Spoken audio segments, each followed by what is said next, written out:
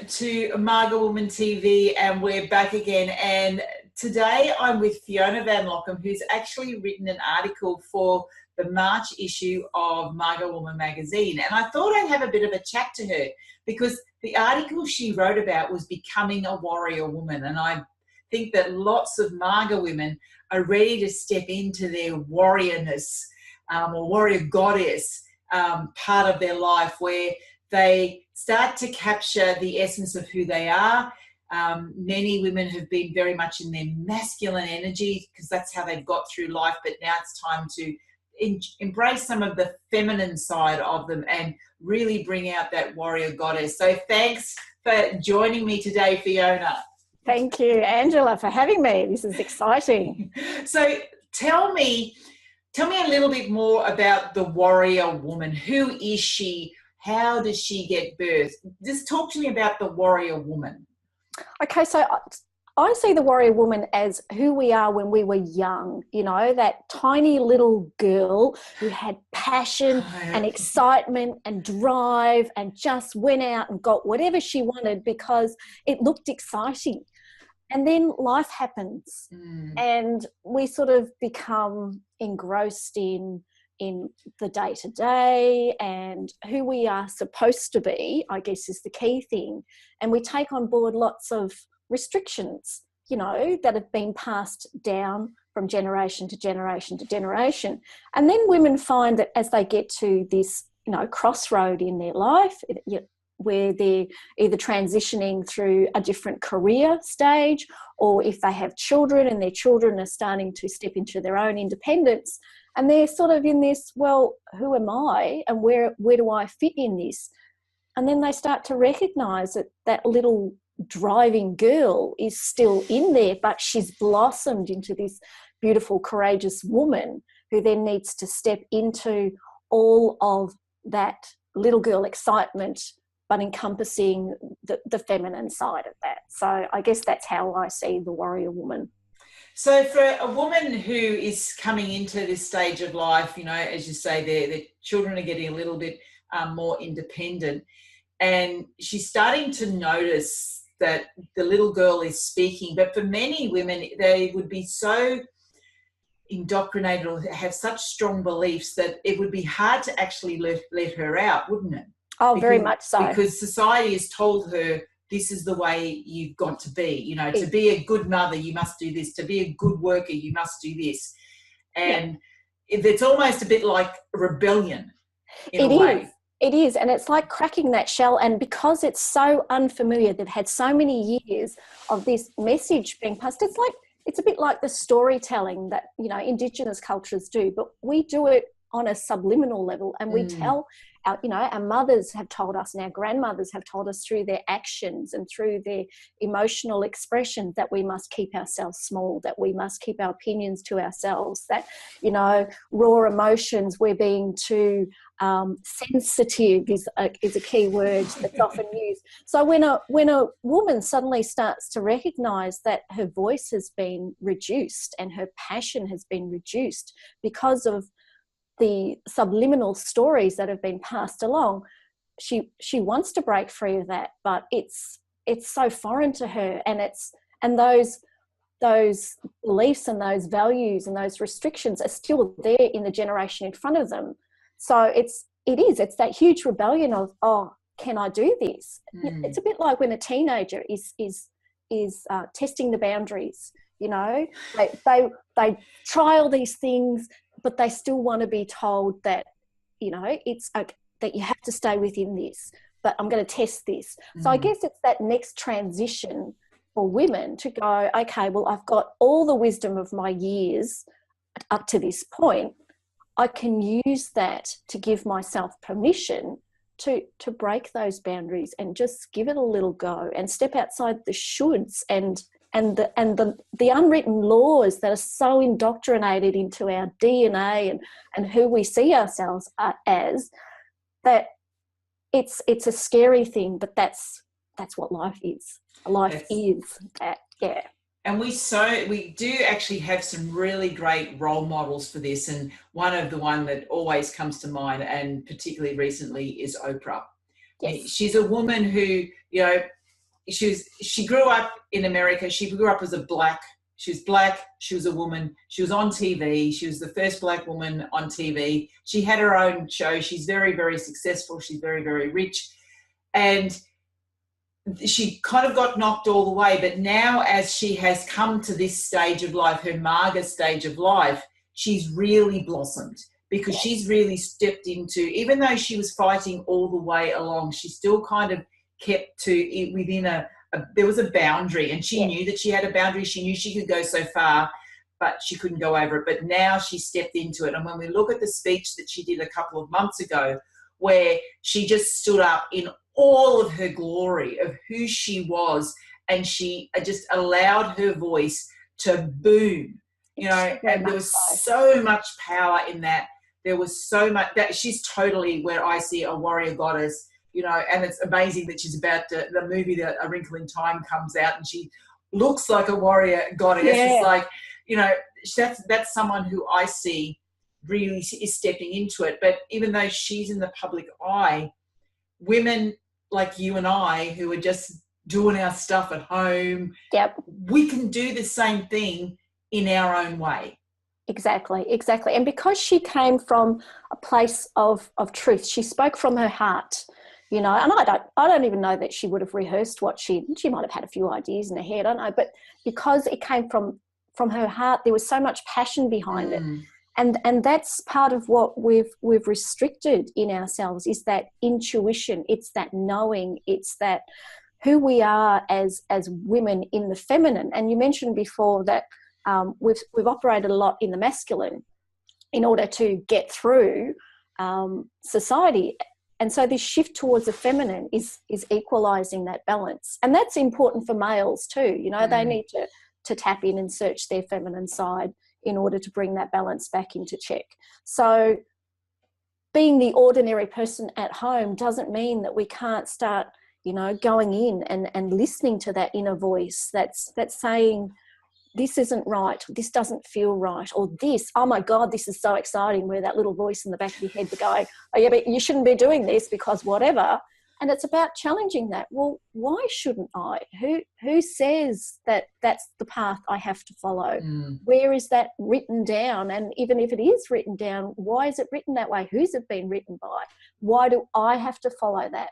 So it's a growth, and it's a coming back to what has been suppressed, I think, for such a long time. Yeah, and I'm seeing lots of women who are becoming very creative. So, which is a birthing in itself. I mean, when we become mothers, we birth children. Then, as we become Maga women, we birth creativity. Yes. And I've spoken to women who say, one who's one really good friend of mine she's an RN, she's a registered nurse, and she says, I just want to learn floristry. I've always wanted to learn floristry. I want to be a florist. Yeah. And so she's taking herself off to floristry school so she can learn to be a florist. Good for so her. That she doesn't want to, she loved being an RN, but she didn't like being in the corporate side of being an RN, like being in hospitals and things like that. Yep. So she thought, I've always wanted to be a florist. Another friend of mine who's worked in banks her entire life, she used to work with me when I worked in the bank many, many, many years ago, and she wants to be a stylist. It's like, now, because her son's grown up and he's at university, she can do her own stuff. And see this happen time and time again as women discover their freedom, then their creativity. It's like they're ready to birth again, but now they don't want to birth a child. They want to birth new ideas. They want to birth a new life. And sometimes they're birthing a new life which doesn't always meet with the old life. Exactly. And that's where that clash happens. And for some people, they embrace that and they just take that leap of faith. And that's really what it is. It's a leap of faith to know that you're going to be okay if you go off and do this creative project, or you go and follow that dream that's always been sitting there in the background, that it's not always about having to, get up, go to work, feed the family, do the chores, the set routine. It's about rediscovering, and as you say, that creativity, that's what we're needing more of. We're needing more beauty, more more love, more newness into the world that's not built around business or money or competition. You know, they're the heavy masculine energies that we need to, you know, supersede.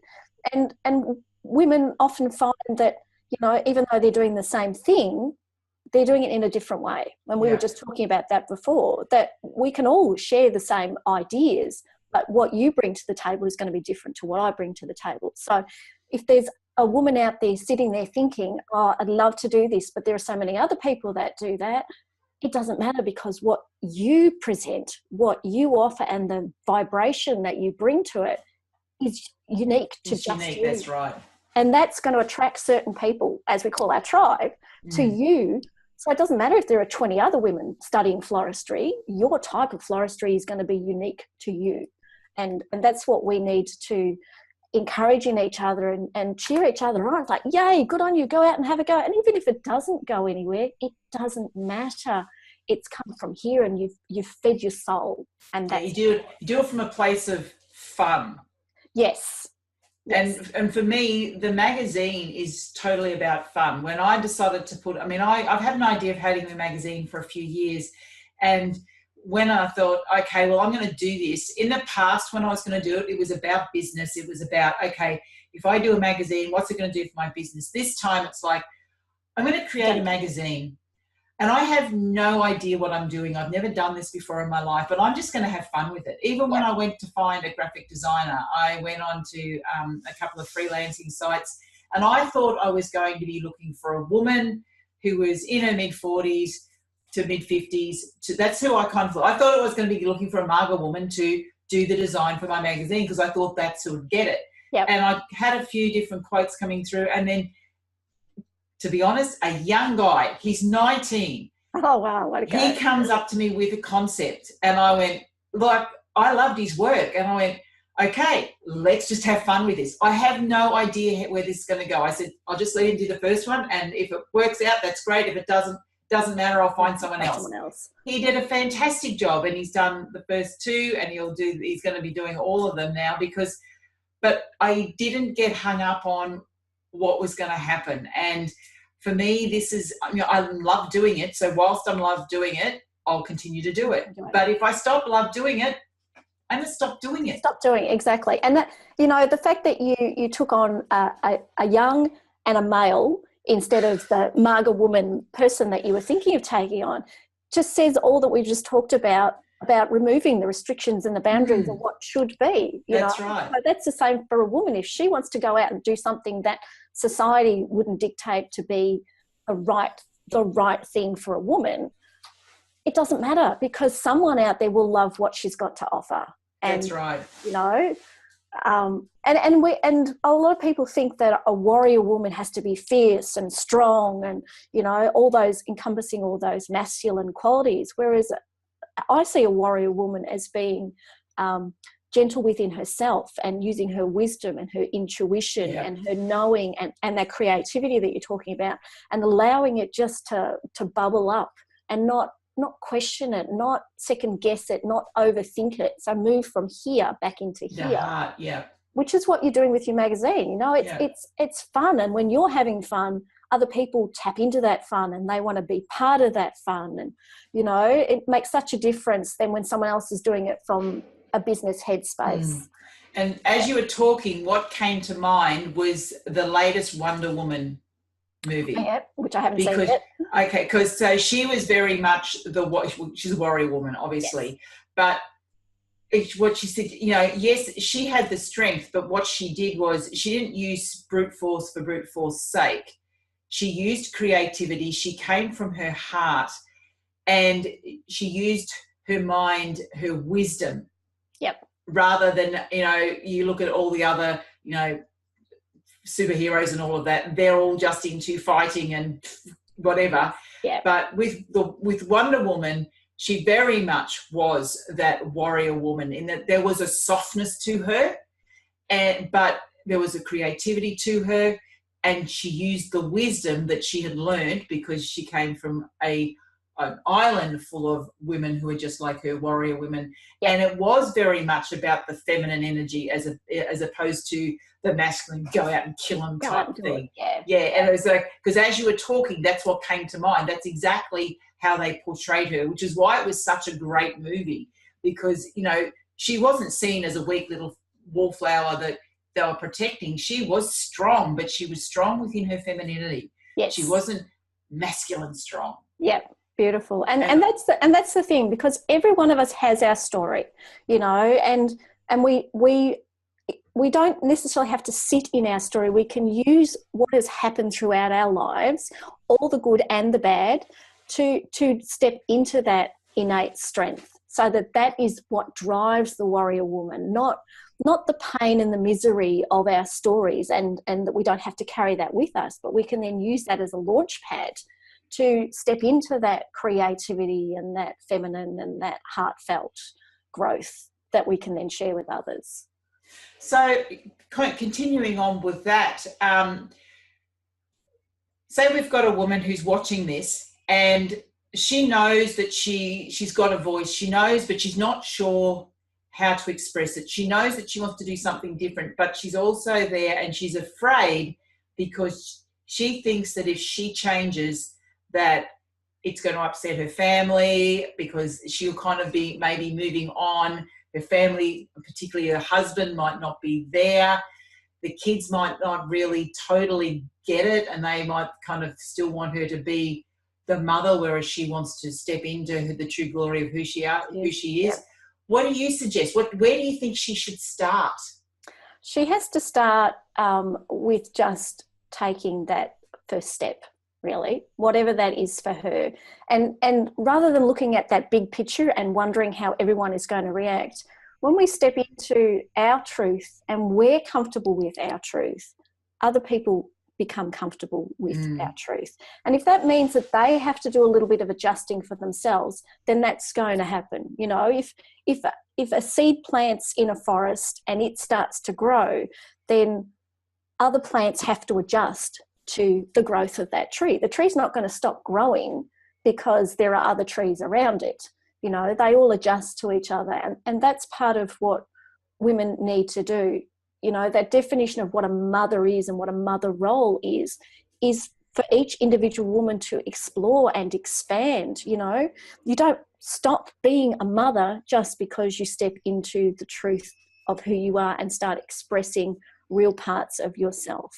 And for some people, it may mean that relationships will change and shift up, and that might be a good thing for them. And for others, they might choose to step in and then step back for a while, and that's okay too. It's about an ebb and a flow. It's about going with what fits right for you, as long as it's coming from a place of love and want and need, not from a place of fear. Because when we step back into that fear of what people are going to think of us, what are they going to say, then you're putting everybody else's needs ahead of your own, and that's a huge one for women, especially mothers, to grasp that it's okay for you to put you first. That's not a selfish thing, that when you're taking care of your heart and your needs, then there's so much more love that you can give and so much more nurturing that you've got to offer everybody else, because you've finally given it to yourself first. Yeah, so, and I totally agree. And sometimes it might just be a small step of giving yourself an hour a week, which is just for you. And you don't have to explain what you're doing in that hour. You're just doing it. And even if you just went down the park and sat down the park, it doesn't matter. It's your time. Exactly. And you share as much of that as you want. You don't have to make it a big secret, but if you don't want to talk about what you did there, that was your time, that, you know, the family around you just understands that this is what you needed for you. And when you come back happy and refreshed, then your energy will pass on to them anyway. Exactly. Because the more you're, you know, owning your own power, the more you're allowing other people around you to own their own power as well. Spot on, exactly. And that's part of that ripple effect, and that's what I love about the work that I do. When one person becomes empowered, they then show others that it's okay to become empowered. And so everyone gets to step into their truth. And that's what we're here to do. We're not here to repeat the same patterns of belief and values that have been passed on for generations and generations that no longer fit. We're here to be the truth of who we are. So if you're true to you, that means that you're demonstrating that to your network of people, your family and your friends. And if I'm true to me, I'm spreading it to the same, in my group of people, which then means that they can tap into it, and then they spread it to their group of people. And it just has that ongoing, ripple effect out in society. And then we become more caring, compassionate to others because we're more caring and compassionate to ourselves. And that's really what the world is needing a lot more of. It's totally. And I think that it's going to start, the change. I believe the change in the world is going to start with women like us. Yeah. Because we do have the wisdom and we are ready to step up and, let our voice be heard. We're ready to do that. And we were talking before we started recording, it's like, we're changing the way people think or society thinks of women in this stage of life, because we're talking about, pensioners insurance, which you can get when you're 50. It's like, which pension can you get when you're 50? And who's a pensioner at 50? Yeah, that's how we're portrayed, that women, when they get to 50, are pensioners. It's like, well, most of us are running business or still in corporate, or we're still very, very vital. We're not sitting in a retirement village knitting. And we need to change that view of the world, that once we get to this mid-stage of life, that women are not written off. This is when we totally step into who we are. We step into speaking our truth and become the truest version of ourselves. We become the potential that we were when we were a little girl, which at stage got stopped because we became what society wanted us to be. Yep, and now it's time to step back out and say, well, hang on a minute, I really don't care what society says. I'm ready to be me. Yep. And that's what everybody needs. Everybody needs real Angela. Everybody needs real Fiona. We don't need a cookie cut version of ourselves that we've all fit into, because that's what we've been told by society. Yes. And nothing will shift in society if we're not challenging it on our own personal, individual level in our own little environments. And, that's where it starts. So a lot of people think, well, I can't do it. I'm not, who am I to step into this? Well, who are you not to? I mean, the Marianne Williamson quote. Yep.